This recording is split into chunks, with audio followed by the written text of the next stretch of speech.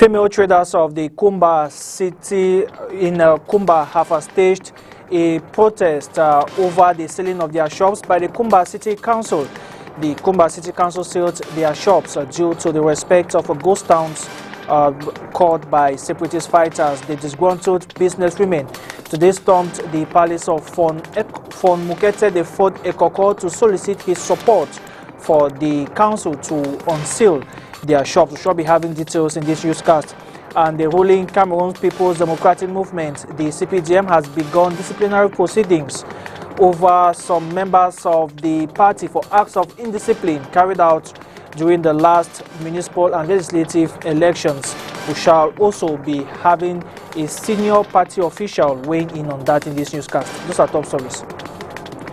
Good evening and thanks for joining us. You're watching the Primetime Newscast on STV.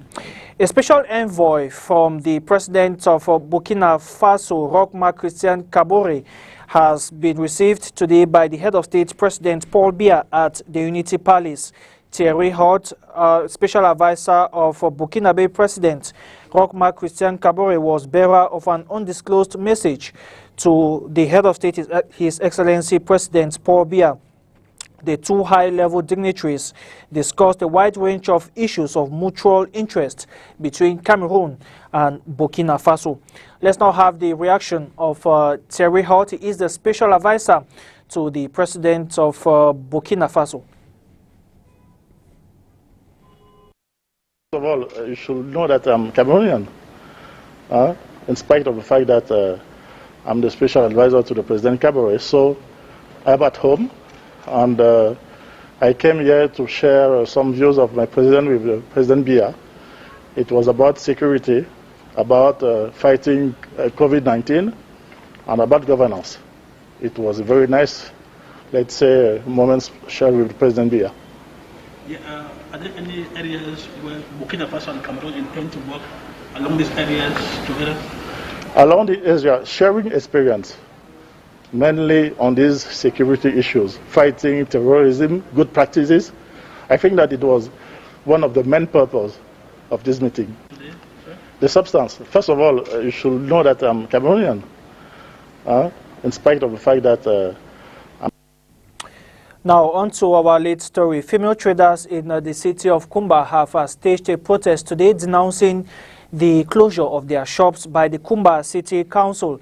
The Kumba City Council sealed their shops for the respect of ghost towns imposed by separatist fighters. The disgruntled businesswomen today stormed the palace of Fon Mukete the Fourth Ekoko to solicit the support of traditional authorities in ensuring that their shops are reopened. Details with Christelle Asexwele.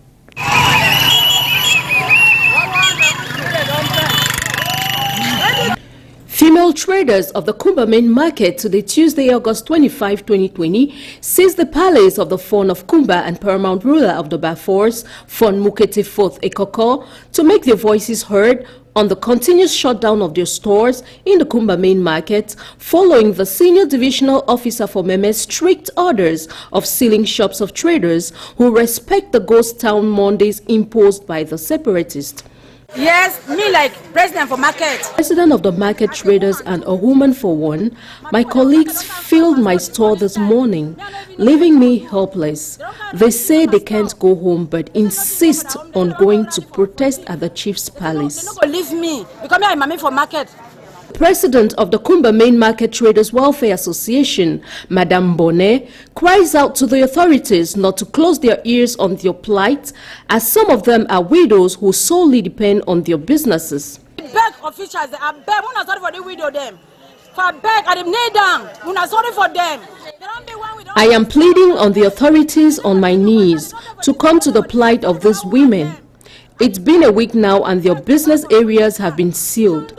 Please, Mr. Mayor, I am pleading to you, all authorities, on behalf of the women.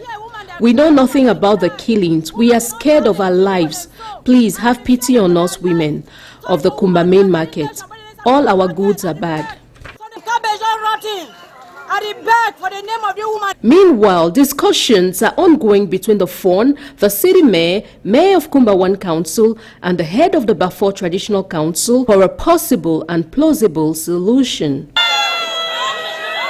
After this meeting, the city mayor Victor Ngonkele ordered the Bafor Traditional Council to unseal all the stores in the Kumba main market.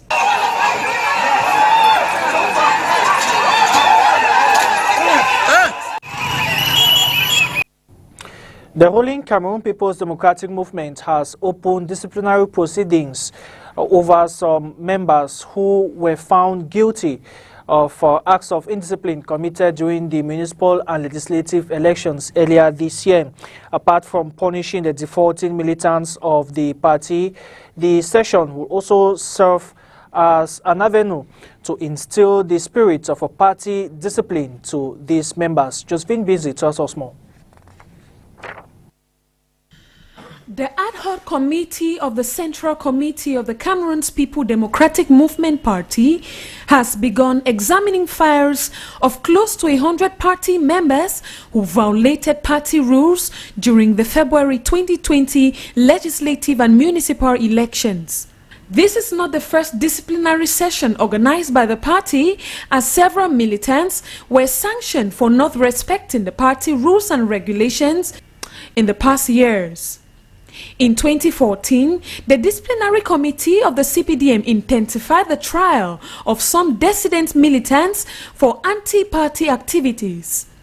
One of the accused persons, Professor Mesanga Nyangding, was accused of openly campaigning against the CPDM in Yabasi during the last twin elections. He called the accusations on him mere witch hunting and called it a fabricated story. The mayors of Kony and Bonge councils, Meme divisions, reportedly passed through that disciplinary committee for not attending a meeting convened by Mrs. Beth Ando and former Minister Benjamin Mutanga Itwe. Tempers are flaring up as the illicit sales of party membership cards raised eyebrows during the meeting in the Southwest region in 2015. The committee will hear the cases on individual basis for about a week and send the final report to the party hierarchy for sanctions if necessary. The director of the CPDM Academy, Professor Elvis Ngolengole, said that priority is given to sensitizing party members on the internal rules and regulations of the party. Those concerned with the hearing have come from almost all 10 regions of the country. The session was convened on the high instruction of the national president of the CPDM party, President Paul Biya. The meeting is taking place behind closed doors and infringements have been made public. It is not the first time acts of indiscipline have been recorded within the CPDM, with party officials clashing openly, especially during elections. We spoke with the coordinator of the CPDM Academy, Professor Elvis Ngolengole, who tells us why these clashes always come up during elections. Let's listen to Political parties are associations of citizens. Citizens who agree on working together on a common platform based on a common ideology or a common set of values in order that they can attain power, meaning the political power, and preserve that power for as long as they can. Now, as human beings, while they may agree on the political platform and the values and the principles and objectives of the party, the tendency is that their human nature or their human instincts and reflexes sometimes tend to betray them at certain moments, because, as you know, in the search for political power, some individuals sometimes forget that the supreme interest is more important than the private or individual interest. And so the tendency is that in elections, especially local elections or elections where you elect members, let's say, in councils or in the National Assembly. Elections by universal suffrage, for example. Yes, the individuals put in front their personal ambitions and their personal interests.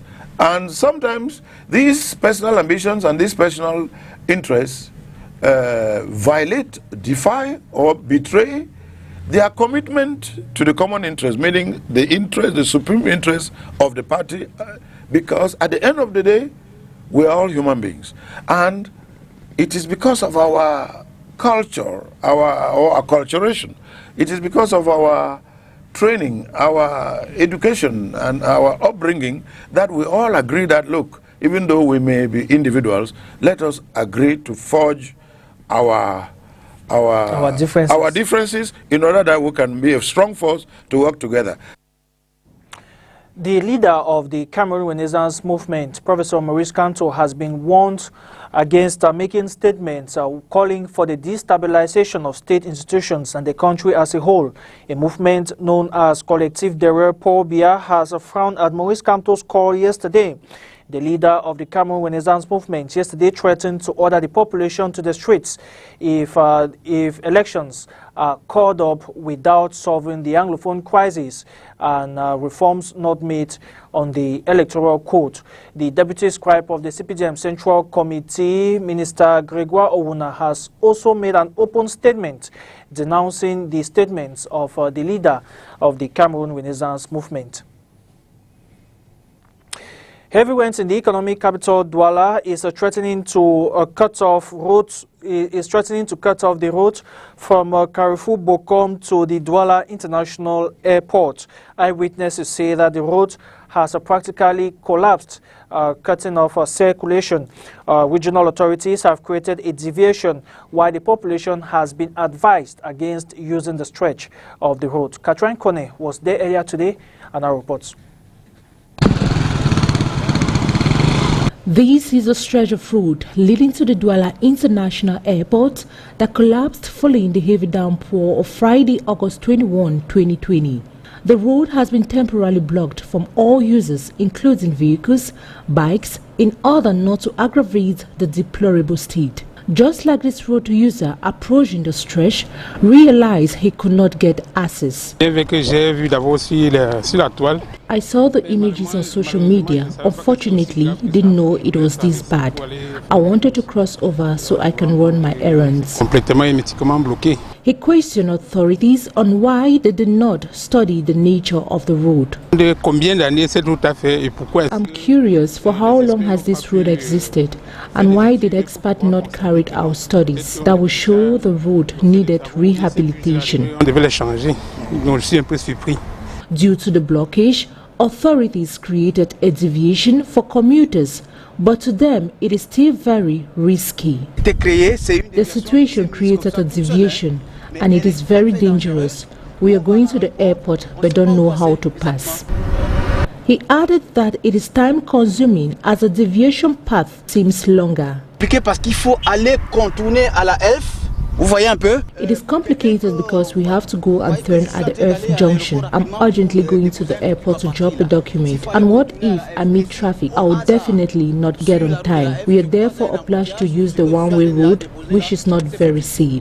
Donc on est obligé de prendre le sens interdit là, comme vous voyez, et franchement c'est très dangereux. Despite the creation of a deviation, the commuters still fear for the worst. As time goes on, the damage caused by the heavy rains keeps increasing. The construction of the ring road in the northwest region of the country will commence in the weeks ahead. The Minister of Public Works has given out the announcement today in Yaoundé. Emmanuel Nganu Jumesi reveals that funding for the project is available and construction will begin sometime in the weeks ahead. He has, however, called on the population to join hands on deck to create an enabling environment for peace so that the works could go on hitch-free.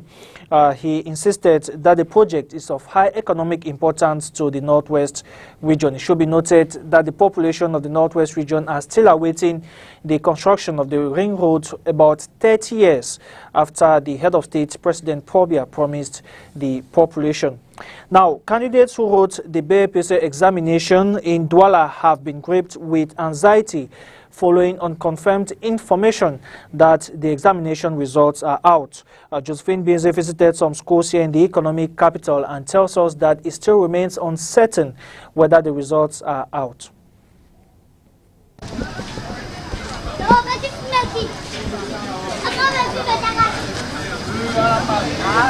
Anticipation and anxiety strikes the students' community following the unofficial release of some BAPC results last night. Tensions flare across the economic capital as many flock their examination centers this morning throughout the littoral region to confirm the authenticity of the release of the much anticipated results in the French subsystem of education.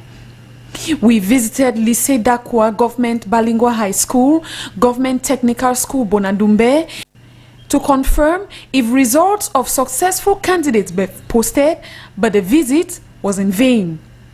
Reaching out to the regional delegation for secondary education in the littoral region, we got confirmations of the result, which is still pending, and what has circulated via social media may be linked to fake information. Uncertainty still looms in the air as many who have already celebrated their presumed success might end up being disappointed at the release of the official results of the BPC examination. Let's talk health. The Minister of Public Health, Dr. Manauda Malashi, has saluted the country's COVID-19 response, saluting medical personnel for their bravery and commitment. He made the call that was yesterday while chairing a supervisory meeting to evaluate the COVID-19 response in Cameroon. He has, however, warned that a second wave of infection might sweep across the country. But public health officials remain upbeat that Cameroon has the equipment, that Cameroon is well equipped and prepared to handle the second wave of COVID-19 should it come. Katrin Kone spoke with Dr. Etwa and sought to know how medical experts will go about combating any eventuality. Her report. What will become of Cameroon if the country enters a second wave of the contamination? This question was asked to a public health expert who says,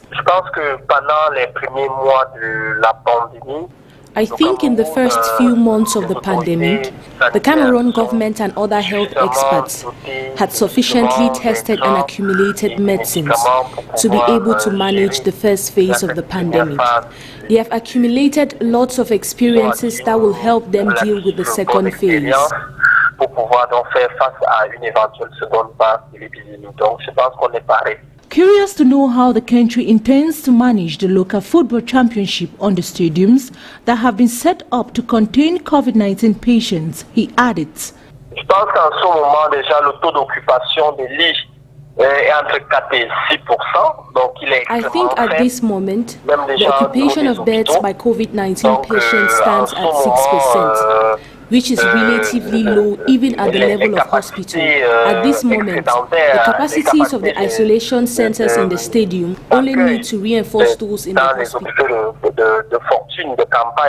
He went forth to denounce the belief that the wearing of face mask, which is one of the preventive measures, is dangerous to one's health. Non, c'est pas vrai, puisque le masque est principalement utilisé par les professionnels de santé. It's not true. Masks are mostly used by medical practitioners. For example, surgeons wear 4 to 5 masks a day and they have not died. So a mask helps infiltrating oxygen and disposes carbon dioxide and even help renew air. It has to be noted that it's not any kind of mask that has to be worn. Since the uplifting of barrier measures to curb the spread of COVID-19, many have ceased from respecting the preventives, believe the disease is finished. The Public Health Minister had on Friday 21/2020 called for a collective effort from all stakeholders and the population in order to flatten the curve of the COVID-19 and free Cameroon from the pandemic. Cameroon has joined other African countries to receive a polio-free status certificate today. Health authorities on Tuesday declared the African continent free of the white polio virus after decades of efforts. It is the second time the virus has been eradicated in Africa, but Cameroonian authorities say they will continue the fight against the polio virus. 9 million vaccines were administered across the African continent in an effort which lasted 30 years to kick out the polio pandemic. Now, out of the country, Republicans have opened their 4-day convention in Charlotte, North Carolina, and unanimously nominated President Donald Trump as their candidate for elections in November. In a nation battered by COVID-19 and recession, speakers have warned of darker days should the Democratic nominee Joe Biden is elected in November. More with the VOA. In Charlotte, a scaled-down convention, partly live and partly pre-recorded, with Republican delegates from around the United States all backing Trump. So the biggest little delegation of the state of Rhode Island proudly stands united to cast our 19 votes for President Donald J. Trump. That evening, when the focus shifted from Charlotte to Washington, speaker after speaker defended Trump's handling of the pandemic and economy. As at the Democratic convention, African Americans and Hispanics held prominent roles, including Nikki Haley, an Indian American and former U.S. ambassador to the United Nations. The black small business owners who've watched their life's work go up in flames, they matter. The black kids who've been gunned down on the playground, their lives matter too. Trump was shown at the White House meeting frontline workers who are fighting the pandemic, and citing his accomplishments, recalled his appointment of conservative federal judges, something he said his Democratic challenger Joe Biden would not do. The radical left will demand that he appoints super radical left, wild, crazy justices going into the Supreme Court. Your American dream will be dead if that happens. Democrats accuse Trump of trying to slow the mail during the pandemic to favor his re-election by suppressing the vote of those likely to back Biden.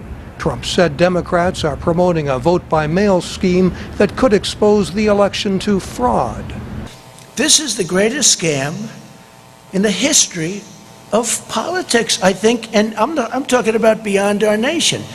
And they act like they're aggrieved. It's a claim ridiculed by Democrats. Viewers were reminded of national protests by the Black Lives Matter movement, hearing from a St. Louis couple who brandished weapons when they felt threatened by protesters. They're not satisfied with spreading the chaos and violence into our communities. They want to abolish the suburbs altogether. Trump is trailing in most polls, but the election will depend on who gets out the vote in key swing states like Michigan. I expect him to have more votes in Michigan than he did last time, and the energy policies and the manufacturing policies, the new trade agreement, all those things are of massive benefit to Michigan and to the upper Midwest as well.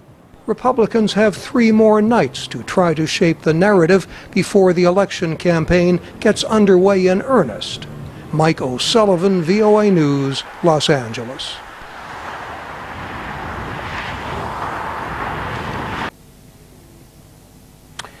And that caps this edition of the Primetime Newscast on STV. Thank you very much for watching. Join us tomorrow same time for a fresh edition of the newscast. More news comes up in the French language at 8 p.m. with Leila Wenganza. From the entire team in Douala, have a good night.